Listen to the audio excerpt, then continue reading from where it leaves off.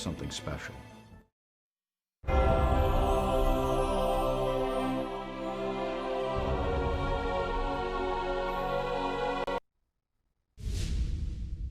Welcome to NTD Newsroom. I'm Fiona G. President Donald Trump holds a full cabinet meeting on day 101. He comments on the election in Canada and trade with China. The U.S. economy contracts in the first quarter. A rush to get goods into the country before tariffs kick in may have played a major role in that. More on the new report. A new resolution could block President Trump's tariffs. The Senate could vote on the legislation as early as today. But what's the chance of it passing the House? As Republicans search for spending cuts, they hope to save money through revamping the student loan program. We have more details on what kinds of changes are in the works. Now that President Trump's first 100 days back in office are officially in the rearview mirror, we'll take a closer look at Doge's track record so far. We'll be talking to a reporter covering the Department of Government Efficiency. At a press conference today, federal officials announced they've dropped Biden-era criminal charges against a fifth-generation rancher family.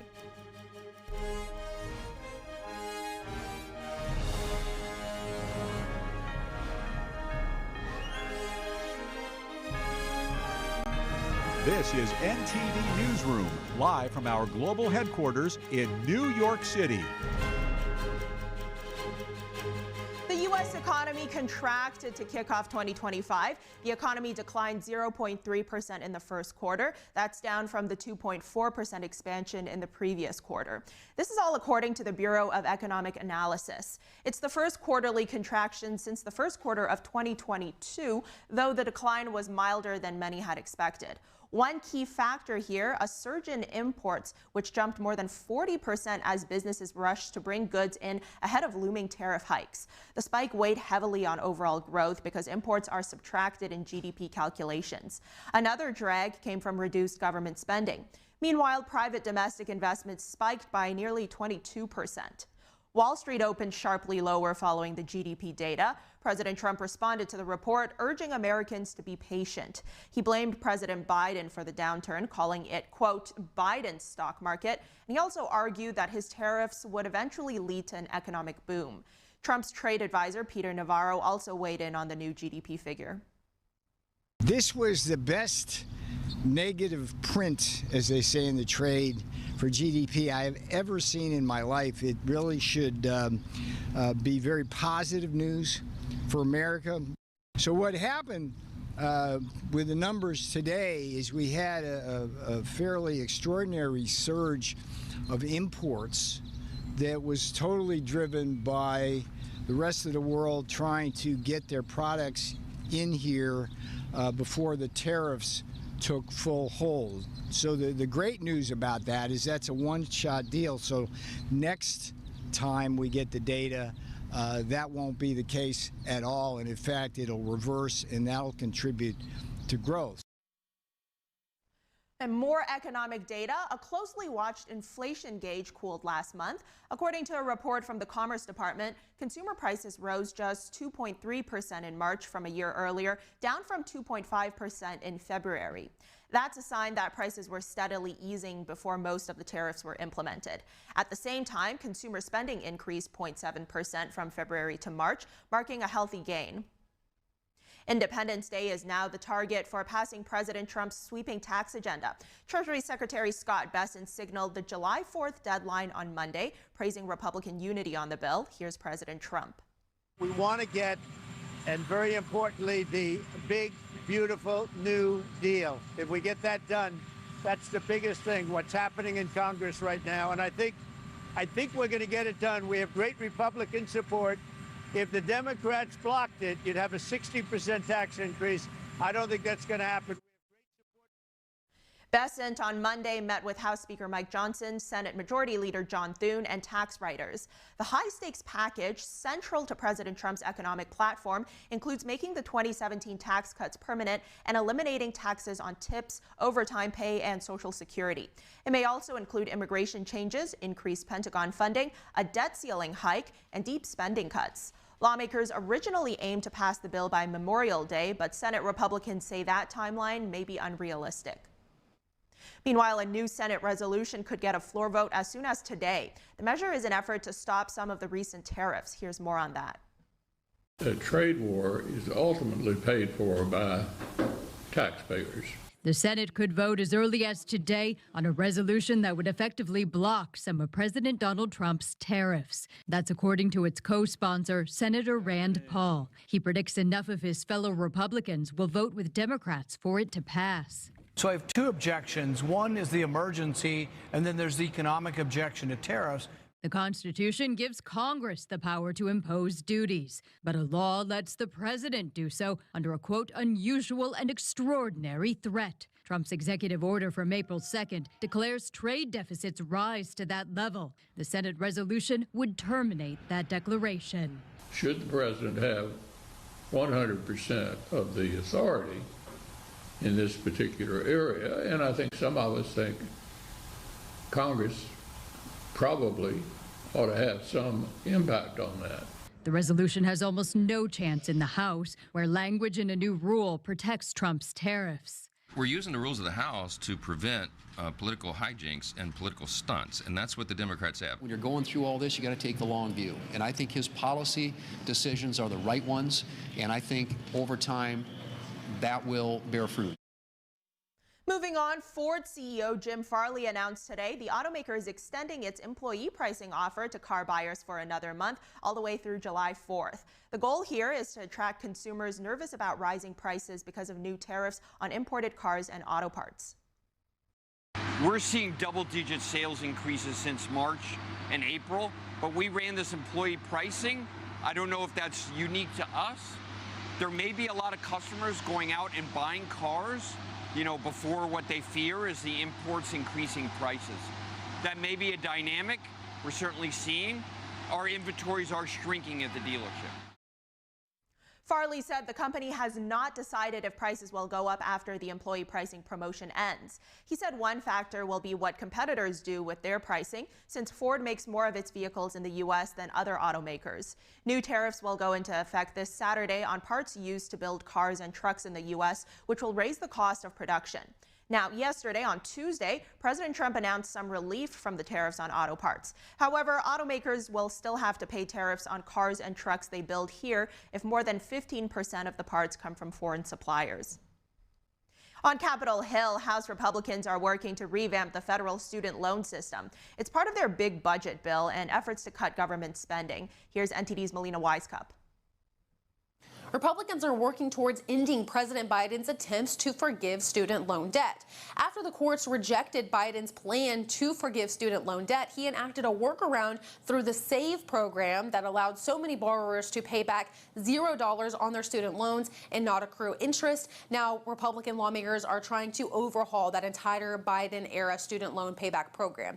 In addition, Republican lawmakers aim to cap the amount that students can borrow in the first place. The limit is going to be the median price of a college, university, or program of study. The Republican chairman of the Education Committee says the goal with these new limits is to encourage colleges to lower their costs.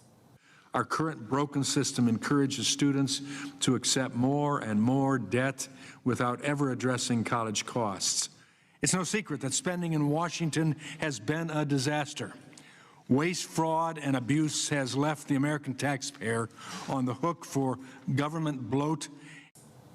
And Republicans are working to make several changes to the Pell Grant. So the goal is to try to limit the Pell Grant only to those who need it most and change the requirements from 12 credit hours per semester to 30 credit hours per year. Now, Democrats said it's unfair for untraditional students with other obligations outside of school, such as who have obligations to family or for jobs. Here's the ranking Democrat member on the committee speaking about it yesterday. Because they may need more financial support to cover the basic needs like housing, childcare, and transportation at a time when families are struggling to make ends meet. I'm confused as why we're making it harder for working parents who are trying to further their education. Now, the Republican chairman, for his part, noted that the Pell Grant is on track to run a shortfall of $70 to $100 billion within the decade, so he's trying to avoid that. Republicans are also trying to change the Pell Grant to include vocational programs, for example, schools for cosmetology or welding training, any career path that does not require a traditional college degree. If students choose to take those paths, they will qualify for a so-called workforce Pell Grant for the first time. Now, Republicans passed all of these changes out of committee yesterday, and the goal is to make them part of that broader reconciliation bill, that big budget bill that we've heard so much about, with the goal to pass all of this by the summer. Reporting from Washington, D.C., Melina Weiskup, NTD News. President Trump has reportedly agreed to meet with Canadian Prime Minister Mark Carney following the Liberal Party's victory in Canada's election. NTD's Daniel Monahan has more on that, as well as the Golden Dome missile defense system fighter jets and legal friction around public radio. Prime Minister Mark Carney says he spoke to President Trump following his victory in Monday's election. The Prime Minister's office said the president congratulated Carney on his election win. In a statement, it said the leaders agreed on the importance of Canada and the United States working together for their mutual betterment. The pair will sit down in the near future. Switching to Australia, President Trump confirmed he plans to speak with Prime Minister Anthony Albanese. They will speak about trade tariffs, an issue that's dominated the conversation in Australia-US relations. The news could give Albanese a boost, with elections just around the corner on Saturday. Australia has repeatedly pressed Washington to reconsider tariffs, which include a 10% duty on all imports and a 25% levy on products like aluminum and steel. The Albanese government has warned the tariffs could damage Australia's export market and hurt long-term trade ties. But the U.S. has its own bone to pick with Australia.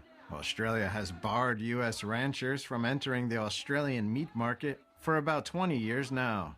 And in defense news, Trump said on Tuesday that Selfridge Air National Guard Base in Michigan will get 21 Boeing F-15X jets. Trump says the move will keep Selfridge at the cutting edge of North American air power. For generations, the men and women of Selfridge have always been here, and they've always been for us. Whether you're Republican or you're Democrat, they've always been for us. They've been for America. And under the Trump administration, we're going to be there for you. National Guard members welcomed the news. The best in the world, fresh off the line. Trump said he recently signed an order to begin construction of the Golden Dome missile defense shield to protect the U.S. from missile attacks. The president said it was previously called the Iron Dome. Let's have a vote. Golden Dome. Oh, no, I think we're in trouble. Oh. Trump says a lot of the Golden Dome will be made in Michigan. And in a new legal case, the Corporation for Public Broadcasting Tuesday sued President Trump after he fired 3 of its board members. The nonprofit, established by Congress in 1967, says the president doesn't have the power to remove or terminate its board members. The White House disagrees, saying the Constitution gives President Trump the power to remove personnel who exercise his executive authority. CPB distributes money to more than 1,600 public radio and television stations, such as NPR and PBS.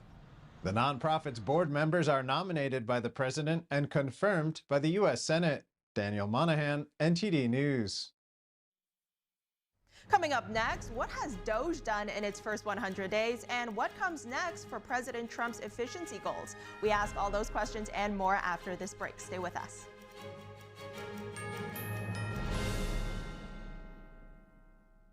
Looking to refresh the style in your home? Here at Mathis Home, we can help you find exactly what you need during our spring style event. Whether you're looking for rustic farmhouse, classic, or modern and eclectic, we have all the latest looks that will leave your home feeling brand new. Whatever your style, we know that we can help you find it at the lowest price. Because not only do we want you to feel good in your home, we know that to earn your business, our prices have to be the best. So come to the spring style event at your furniture superstore, Mathis Home.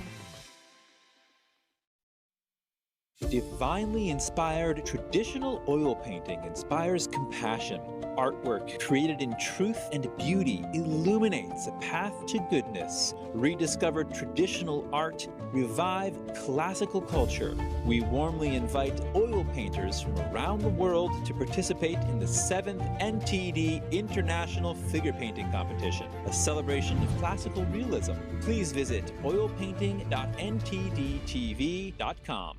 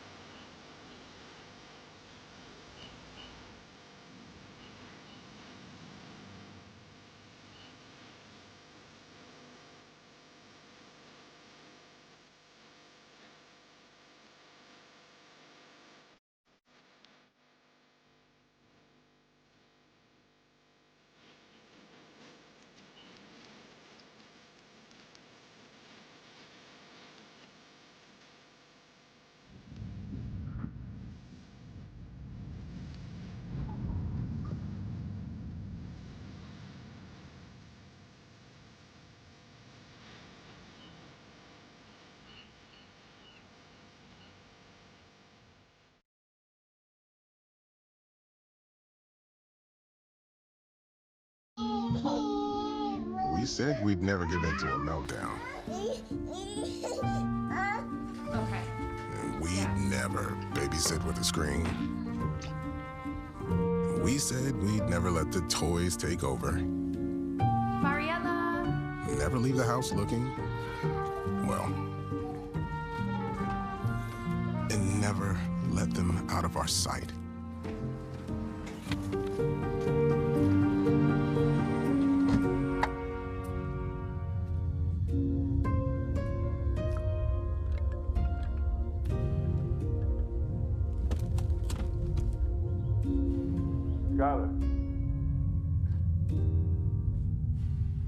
Skylar, come here. Cars get hot fast, and kids can be at risk.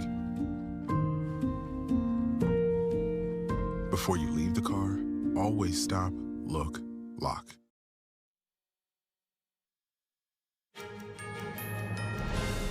Welcome back to Newsroom. Harvard has released its reports on anti-Semitic and anti-Muslim bias on campus. An internal task force found students reported feeling marginalized after the October 7th Hamas terror attack on Israel. In 2 reports released yesterday, Harvard's presidential task force recommended reforms across academics, student life, and campus policies.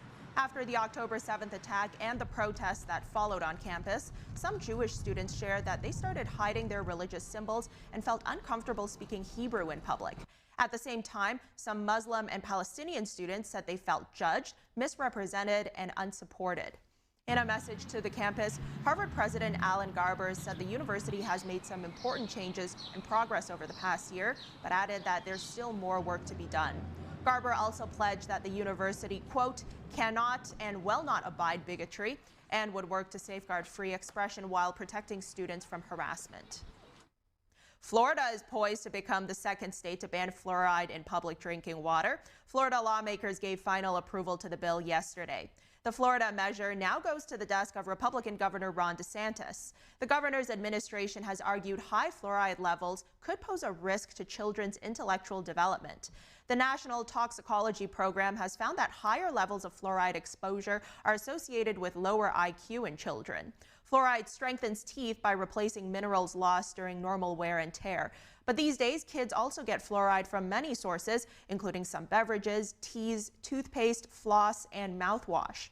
Dentists say the mineral is a safe, effective way to protect people of all ages from developing cavities.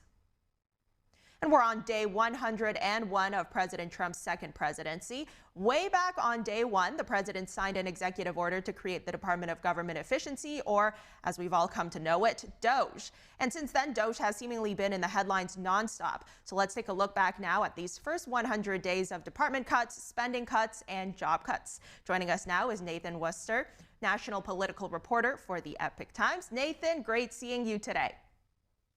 Glad to see you, Fiona. All right, so break it down for us. What has been DOGE's most significant move to you in the past 100 days? track of. Every department, every agency seems to have been affected by Doge, teams coming in, sometimes people working across departments. I think it's important to keep in mind just the philosophy of it by itself is significant. You're having not merely a standard commission, but something executed across government. I think if I had to name one important element, it would be, in addition to that initial executive order, a subsequent cost efficiency executive order spelling out in further detail the level of coordination that had to go on between Doge and agency heads. That's been, from my perspective, pretty important in terms of what Doge has been able to do.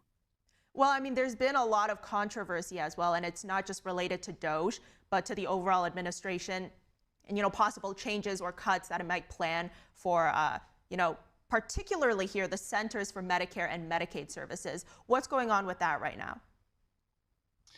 Well, it's interesting. The Department of Health and Human Services, which includes CMS, is actually at the top of the agency efficiency leaderboard for Doge.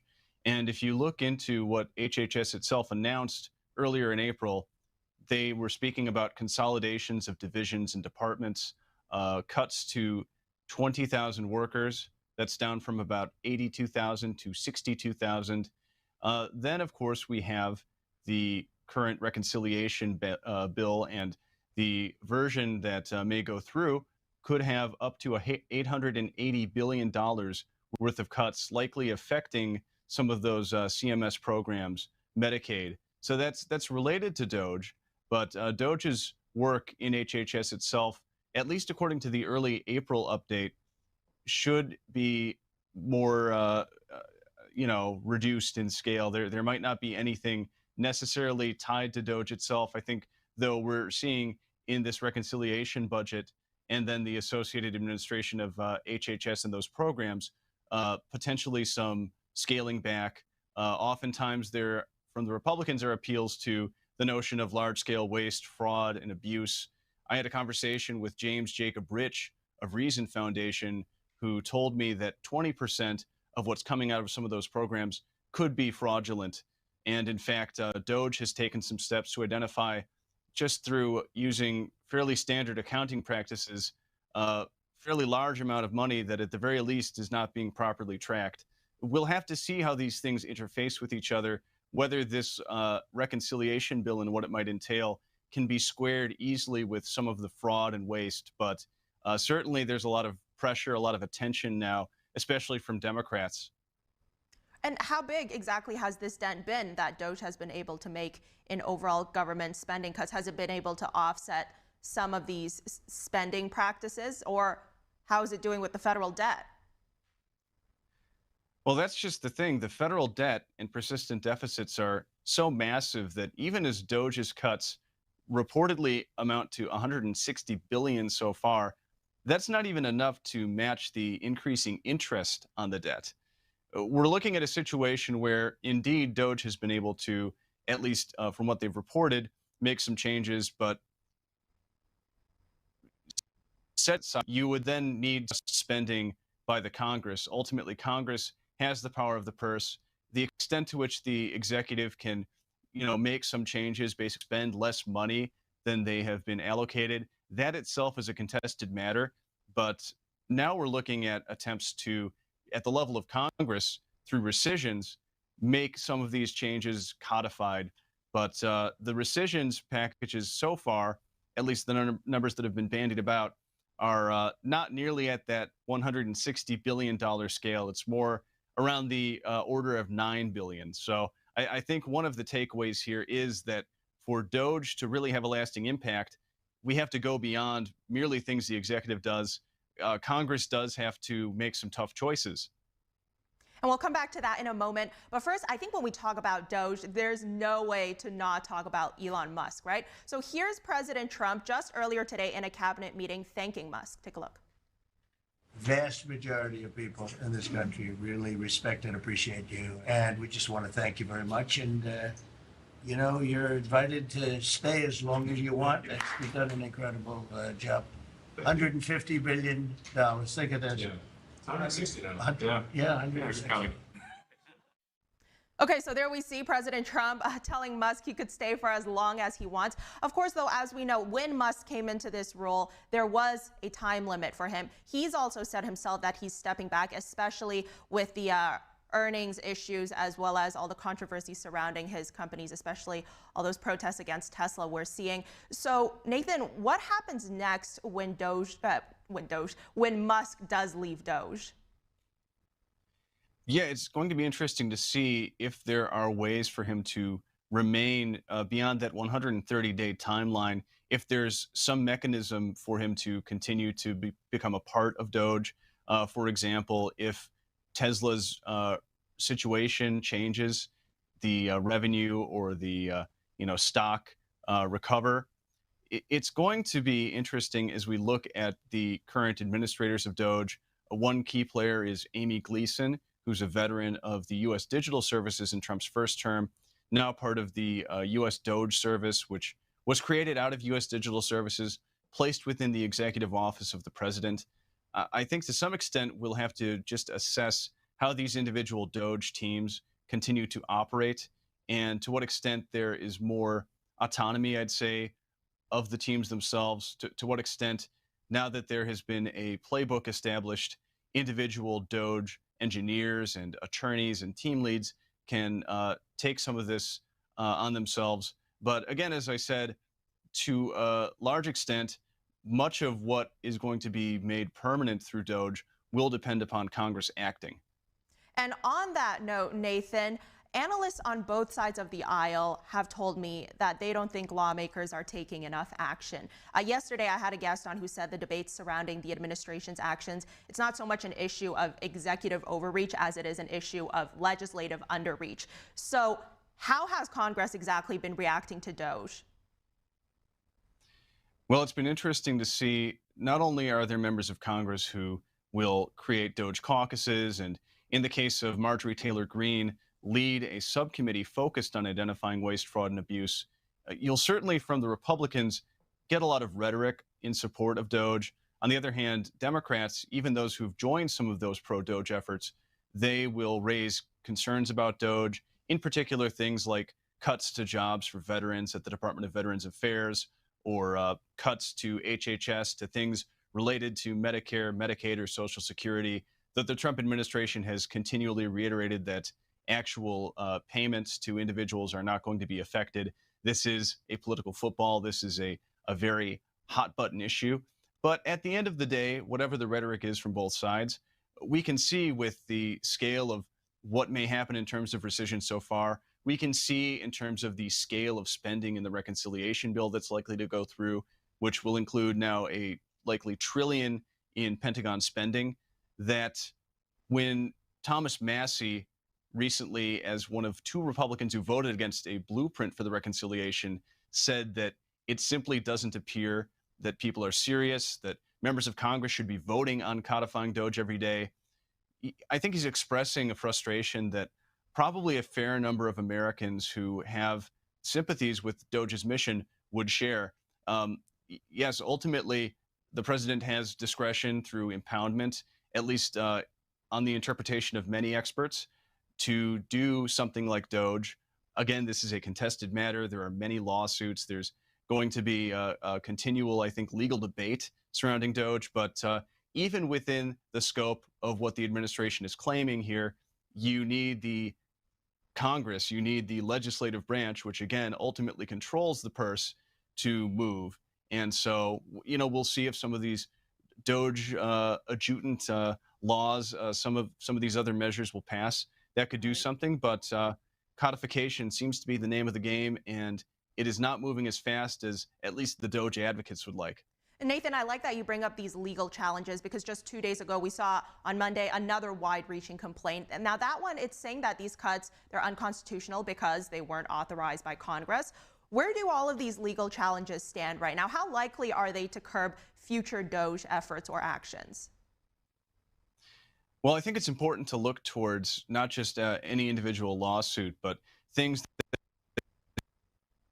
that have reached the Supreme Court decision, for example, concerning cuts to U.S. aid, the determination there from the Supreme Court was essentially that foreign aid money that had been promised did need to be delivered. You've had a certain amount of concern in the form of lawsuits and in the form of judicial rulings about DOJ's access to Social Security Administration data. That's another matter where I think we need to pay attention to developments going forward. On the other hand, there was a key ruling several weeks ago which reauthorized DOJ to continue scrutinizing some important departments. So it's an evolving landscape. I do think, though, when some of these issues, if they make it again to the appeals court or perhaps even to the Supreme Court, that will be when much of the dust may settle as far as the legality of what DOJ is doing. So Nathan, last minute here, everything DOJ is doing right now is essentially reactive, right? It's responding to issues that have already taken place. Have you heard anything from the administration or lawmakers who are trying to come up with more proactive approaches so that in the future we avoid these similar lacks of efficiency or overspending in the future? Well, you know, there are a number of ways to try to go about something like that. As I mentioned, there are a few DOJ-related laws. And then separately at the state level, you do see state legislatures attempting to create similar models. In Texas, I believe there is now a state DOJ. And in fact, there are other states that have a taxpayer's Bill of Rights encoded at the level of, statute, and that effectively constrains, no matter who the executive is, the executive or the legislature might be of concern when it comes to this spending and spending issues. Now, that might leave one less optimistic as to what we're going to see from the federal government if we simply have to turn to states. But, again, given the scale of the debt, persistent deficits, and even just the interest on the debt, and then what we've seen from a Republican trifecta so far, it is hard to imagine much in the way of serious action from Congress beyond what we've seen. Well, we're only 100 days into this administration. Let's see what happens in the next, 1,300 days. Nathan Worcester, thanks for joining us today. I'll keep my eyes peeled. Thank you. All right, and you report back to us. All right, coming up, a fifth-generation rancher family expresses gratitude after Trump officials close a criminal case filed against them under the Biden administration. We'll be right back.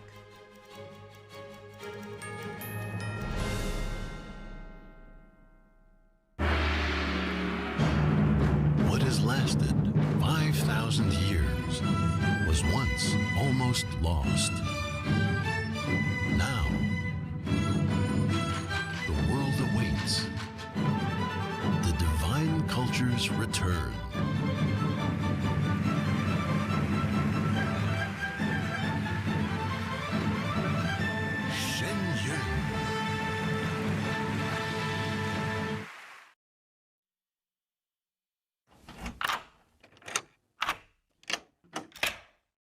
I'm Jonathan Lawson. If you're 50 to 85, I have an important message about security. Write down the number on your screen so you can call when I finish. The lock I want to talk to you about isn't the one on your door. This is a lock for your life insurance, a rate lock that guarantees that once you're insured, your rate can never go up at any time for any reason. But be careful. Many policies you see do not have one. But you can get a lifetime rate lock from Colonial Penn. Call this number to learn more.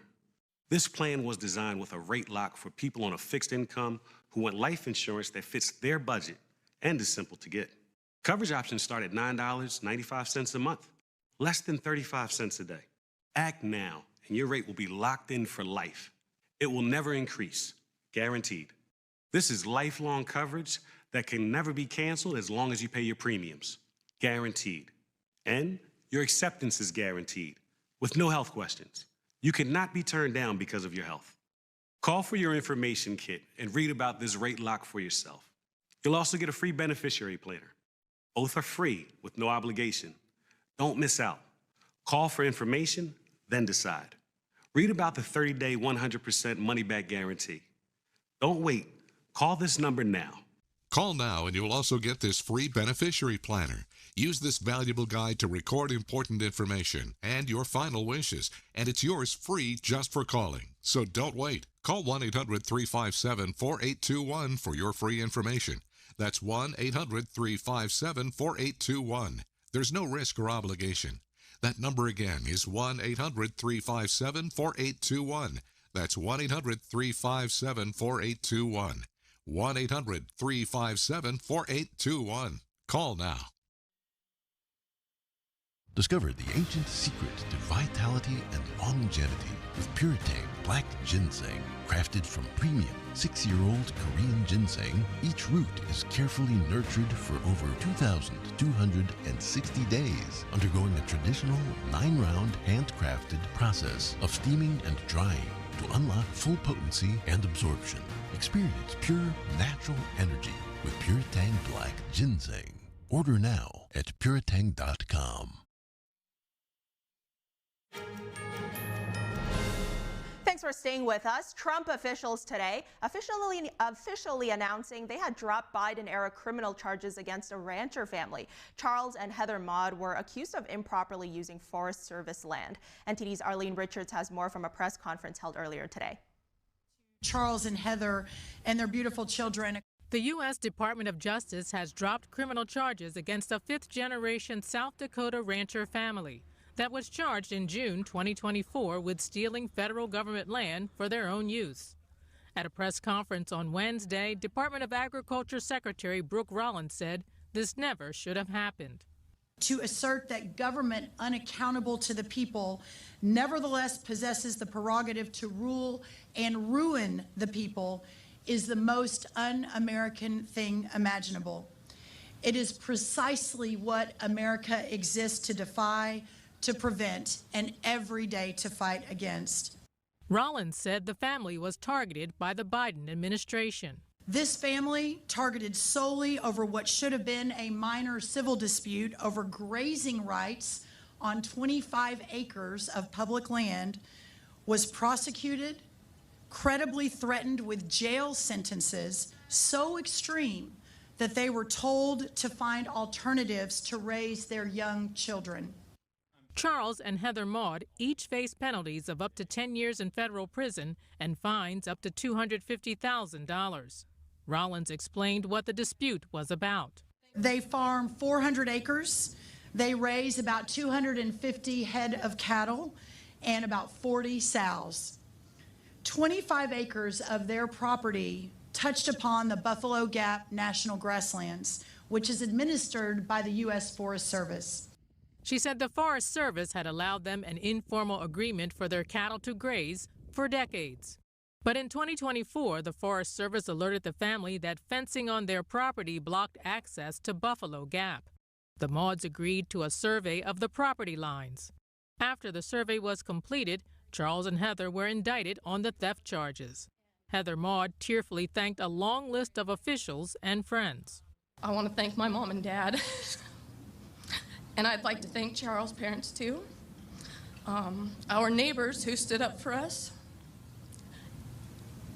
at the threat of retribution to their own operations. Homeland Security Secretary Kristi Noem was the governor of South Dakota in 2024. She said at that time she contacted the Biden administration several times, but her pleas for justice were ignored. Noem said she personally understands how the Mauds feel because she also comes from a long line of farmers. Land is everything to farmers and ranchers. It's our legacy. It's what we leave our kids. In fact, I've always believed that God might just love farmers and ranchers a little bit more. Because if you look at Scripture, it talks over and over and over again about sowing and reaping and the harvest and cattle on 1,000 hills. Others in attendance included South Dakota Senator Mike Rounds and current governor of South Dakota, Larry Roden. Arlene Richards, NTD News. The Wisconsin Supreme Court has temporarily suspended a circuit court judge accused of helping an illegal immigrant evade authorities. The court said its ruling yesterday that suspending the judge was in the public interest. Federal authorities arrested Judge Hannah Dugan last Friday. She was charged with obstructing a proceeding and concealing an individual to prevent arrest. The individual in question here is a Mexican man named Eduardo Flores Ruiz, who was charged with domestic violence. Dugan was assigned to preside over one of his hearings. FBI Director Kash Patel said investigators believe Dugan purposefully threw agents off track just as they were getting ready to arrest Flores Ruiz. Wisconsin Supreme Court justices said Dugan was removed from her post to protect public confidence. In the first 100 days of President Trump's second term, more than 142,000 illegal immigrants have been deported. The Homeland Security Department released this official number yesterday. The data breakdown included all federal agencies involved in repatriations. Since January 21st, Customs and Border Protection agents have deported nearly 67,000 people. Immigration and Customs Enforcement deported more than 65,000, and the U.S. Coast Guard repatriated 371. More than 9,000 people self-deported. The Supreme Court heard arguments this morning in a major case involving religion and public education. Two Catholic dioceses are seeking to open the nation's first taxpayer-funded religious charter school, St. Isidore of Seville Catholic Virtual School in Oklahoma. A lower court blocked the plan, ruling that funding a religious charter school would violate the First Amendment's ban on government establishment of religion. But supporters, including a state school board, have appealed. Critics argue that allowing religious charter schools would force taxpayers to fund religious teachings. Those in favor say excluding religious groups from operating charter schools while allowing private organizations to do so violates the First Amendment's free exercise clause. The DOJ said they've arrested two leaders involved in child exploitation. Both of them are young men. 21-year-old Leonidas Varogiannis, also known as War, is a U.S. citizen living in Greece. The other leader, 20-year-old Prazen Nepal, is a North Carolina man. Authorities say they are tied to the violent online network known as 764. The suspects allegedly recruited others to exploit children and created a guide for the online content. According to the complaint, they exploited at least 8 minor victims, with some traced back to 13-year-olds. The network's activities spanned from 2020 through 2025. If convicted, they could face a maximum life sentence. A Ukrainian official is traveling to the U.S. today. Kyiv and Washington are reportedly set to sign a rare earth minerals deal. Here's the latest on Ukraine. Ukraine's first Deputy Prime Minister Yulia Sviridenko is traveling to Washington on Wednesday to sign a minerals deal. President Trump wants to use Ukraine's minerals as a financial guarantee for the aid the U.S. has been sending to Ukraine. But Ukraine's Prime Minister says the agreement won't include the money the U.S. has sent so far, only future aid. No debts or aid that was granted to Ukraine before the deal was signed are not included in the deal. It is our important achievement reached in the talks with the partners. The deal only covers new contributions and new aid. And Russia says President Vladimir Putin is open to peace. However, a spokesperson says it cannot happen as fast as the U.S. wants. The peace process continues. President Putin's main goal is to achieve the aims he declared when starting the special military operation. We should secure our national interests. After the Kremlin's remark, a Ukrainian official said Kyiv was ready for peace talks in any format if Moscow signs up to an unconditional ceasefire. The global arms race reached a historic high last year. The world spent more than $2.7 trillion on militaries in 2024. That's a 9.4% rise from the previous year and the largest number since 1988, which was the end of the Cold War. The Stockholm International Peace Research Institute reported these numbers. It says many countries have committed to raising military spending, which will lead to more increases. The U.S. tops the list with nearly $1 trillion spent just last year. Big ticket items include things like F-35 stealth fighters, new Navy ships, and modernizing nuclear weapons. China came in second place, but at a much lower $314 billion. An ISIS terrorist accused of inciting the New Orleans attack has been arrested in Iraq. The attack killed 15 people and injured 57 others on New Year's Day. Iraqi police say they arrested the ISIS member yesterday. They did not release his name. In the early hours of January 1st, Texas native Shamsuddin Jabbar drove a truck into a crowd of people on New Orleans' Bourbon Street. He was killed in a shootout with police. The FBI previously said they believed he acted alone, but did not rule out the possibility of accomplices. Iraqi authorities say they will try the ISIS member who allegedly incited the attack under the country's anti-terror laws. In a statement, they said the investigation came at the request of U.S. authorities. Over to France, the country is looking to crack down on Chinese e-commerce giants like Shein and Temu. This comes after authorities observed a massive influx of low-cost Chinese products into the country. France is also urging the EU to impose regulations on these platforms. NTD's international correspondent David Vives reports from Paris. The trade war between the US and China has also affected Europe, as several European countries report a surge in dumped Chinese products on their market. Last year, 1.5 billion parcels, mostly from China, entered France, averaging just around $10 each. Authorities are concerned with this trend, which poses a threat not only to local producers, but also to consumers. On Tuesday, 4 French ministers unveiled a plan to tackle the flood of low-cost parcels from China. To protect consumers, the government will triple inspections this year, checking product safety, labeling, and environmental claims. It's also looking to the EU to end customs duty exemption for parcels under $170 to protect local businesses. Yann Rivoalan is president of the French Women's Prêt-à-Porter Federation. He says the influx of Chinese products has led to around 10,000 job losses over the past 2 years and the closure of several fashion brands. He also says French fashion brands are unable to compete. Toutes les semaines, j'ai des marques qui m'envoient des Every week, brands send me copies of counterfeit products made in China. First, our designs are being stolen. Second, the employees of Shein or Temu are being exploited. They're paid a pittance and forced to work from 75 to over 100 hours a week, with barely 1 day off a month. This is clearly unacceptable. They also commit tax fraud by declaring underreported sales figures.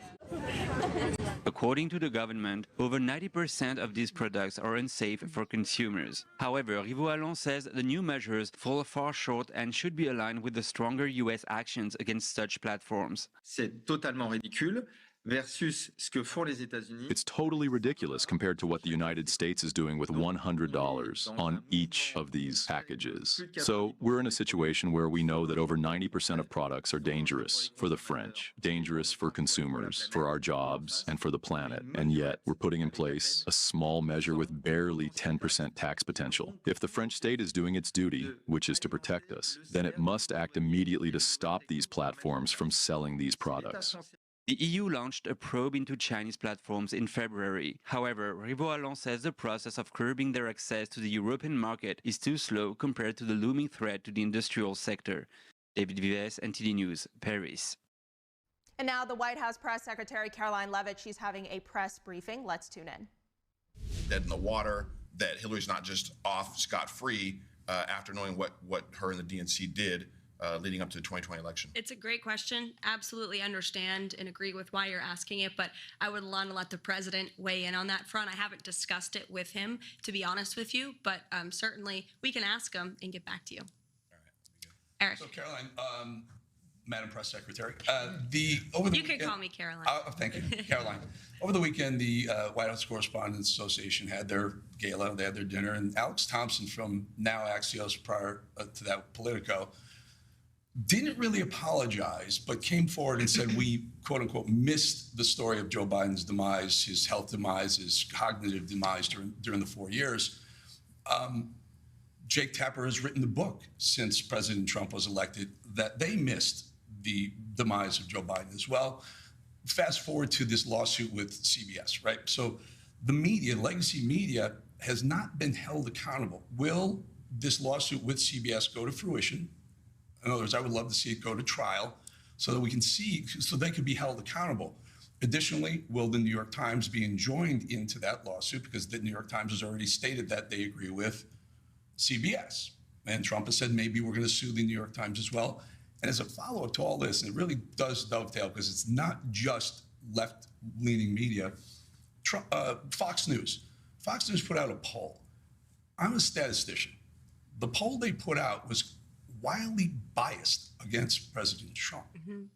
Will Fox sue Fox? Will Trump sue Fox for their methodology in polling? Two great questions. Let me hit the first one first. As for CBS and the White House Correspondents Association dinner, it was laughable. They gave an award to a journalist for talking about Biden's mental incompetence. He wrote a story about it years after the American people knew that story to be true. Didn't take much, just 2 eyes and 2 ears to realize that Joe Biden was completely inept, was unfit to serve as president of the United States. And nobody in the legacy media, nobody in this city wanted to talk about it. In fact, I recall being on President Trump's campaign and calling out Joe Biden's cognitive decline. And we were accused of manufacturing deepfakes. My predecessor accused us for manufacturing deepfakes from the White House podium when she knew and everybody in this White House knew the true status of Joe Biden's physical and mental fitness.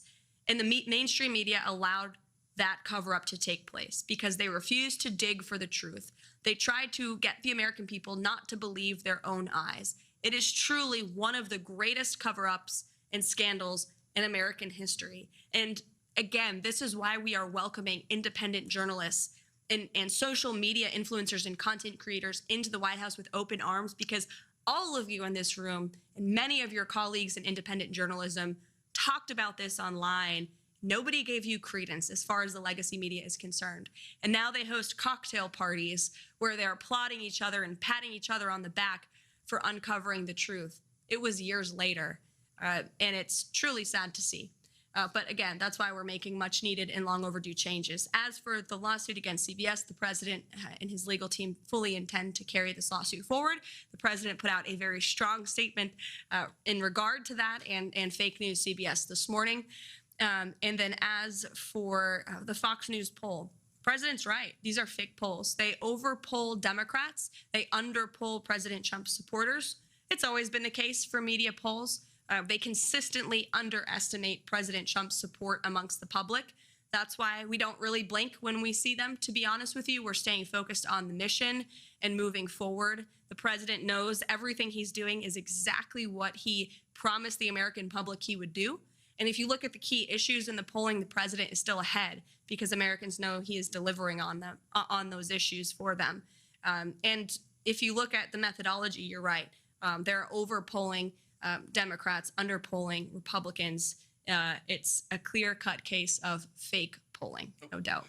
If I may, also misinformation, though, right? And maybe as detrimental to the presidency as what CBS has done or the New York Times is doing. Mm-hmm.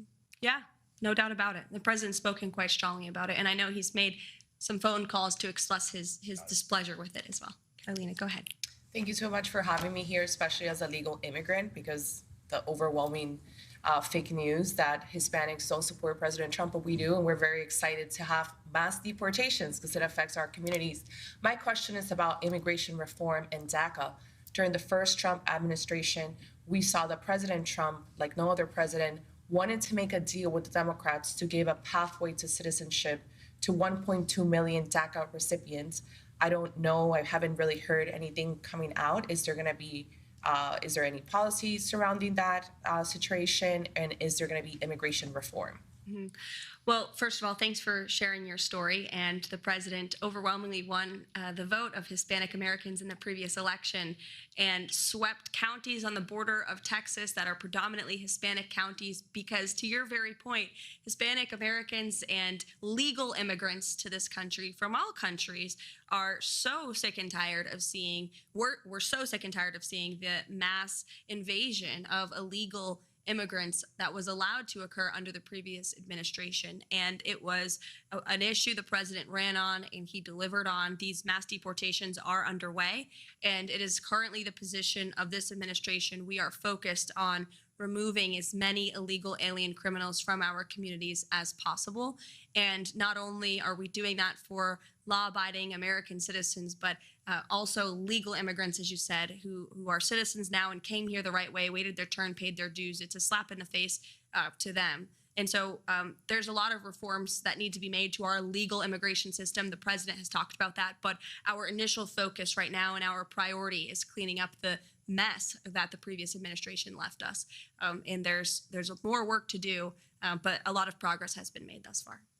CJ. Yeah, also, thank you so much, Caroline, for having us here. Also on the topic of immigration, not only do I think, the legal immigrant community welcomes what the president's doing, but also the Black community. So I would love to get your reaction to recent comments made by Simone Sanders, who said that people of color would be next in line for deportation under this president. Now, that was a revelation to me and probably many others in the Black community. Being a lifelong American, I'm not really sure where Tom Homan would send me other than my childhood home in Augusta, Georgia. But why do you think this fear-mongering is being directed at the Black community over the issue of immigration? And do you think it's offensive to conflate illegal aliens who are rapists, traffickers, and sexual abusers with law-abiding citizens in the Black community? It's absolutely insane, and it is racist what she is saying. The president intends on deporting illegal alien criminals who broke our nation's laws and are not only impacting communities across the country, but in particular communities of color in our inner cities. You remember the story out of New York City where young minority children were kicked out of their public school to make room for illegal immigrants to sleep on the floor of their cafeteria. That is putting America last. Doesn't matter your race, your religion, or creed. If you are a law-abiding American citizen, President Trump is going to put you first. And shame on Simone Sanders for saying that. She knows better, but she's trying to fear people into disliking this president with lies. But I think the American public are much smarter than she believes that they are, and that's why they reelected President Trump. Oh, go ahead. Hi, Caroline. So, as the youngest press secretary in history who is a wife and a mom, you've become widely popular with America First Patriots. As an 18-year-old, I can say you're definitely an inspiration to Gen Z. What has been the biggest highlight for you in these first 100 historic days? Thank you for asking that and saying that, Bo. I am Gen Z. I think I heard the term zillennial because I'm right on the cusp of millennial and Gen Z. Jack is cringing at that. But there's been so many highlights. Just being here every day is such a blessing and an honor. And I'll share a quick story to that point. The president, I'm only here because the president believed in me and uplifted me and so many others who are working so hard across this administration. This administration is filled with young, vibrant people who come to work every day hungry and eager to help accomplish the president's goals. And I think we're seeing a real reawakening amongst young people across the country. The president spoke directly to young people during his campaign, inspiring confidence in them and restoring hope in the American dream, basic common sense values of faith and family and freedom that truly do resonate with young people. The American dream of home ownership, of being able to afford to raise a family and to have children. It's a beautiful thing, and I think the president openly talking about it has inspired so many young minds and opened up so many young hearts. And I'm just so honored to be in this role. The president, he's wrote about it in his books and he's talked about it himself. When he was in his 20s, he was building buildings in Manhattan. So certainly he believes in the strength and the ability of young Americans across the country, like yourself, here at the White House at just 18 years old. Thanks for being here. Into the back row. Thank you so much for having us here, Caroline. It underscores President Trump's transparency. And there we're seeing a live look at White House Press Secretary Caroline Leavitt answering some reporters' questions. A lot of talk there about that ongoing lawsuit between President Trump and CBS's parent company Paramount, as well as other big topics that we've been hearing across these 100 days, including illegal immigration. All right, and make sure to check our website for more on that if you want to keep watching that. And coming up next, authorities arrested 2 suspects for allegedly operating a global child exploitation ring. They're tied to a violent online network known as 764. We'll be right back.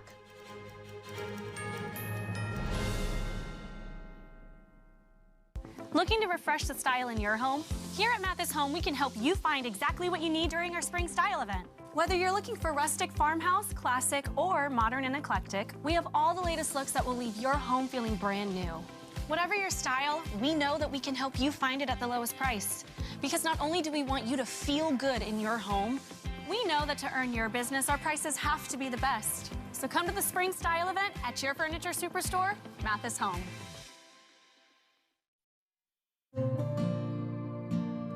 Imagine Imagine a coffee that cares for your health. Expertly fermented with a 50 enzyme complex to enhance flavor and remove bitterness. Small batch roasted to a decadent medium dark, resulting in a brew that is gentle on digestion, low acid, and up to 90% less caffeine than regular coffee.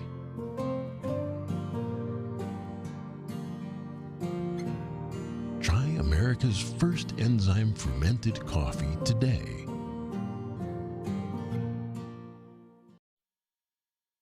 Discover the ancient secret to vitality and longevity with Puretang Black Ginseng. Crafted from premium 6-year-old Korean ginseng, each root is carefully nurtured for over 2,260 days, undergoing a traditional 9-round handcrafted process of steaming and drying to unlock full potency and absorption.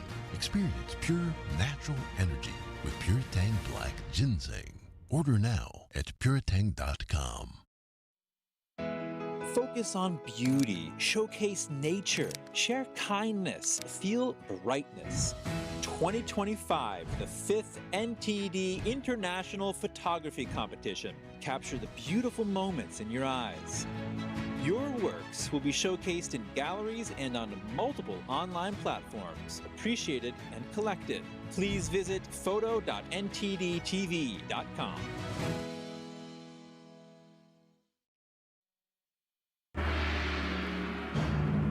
What has lasted 5,000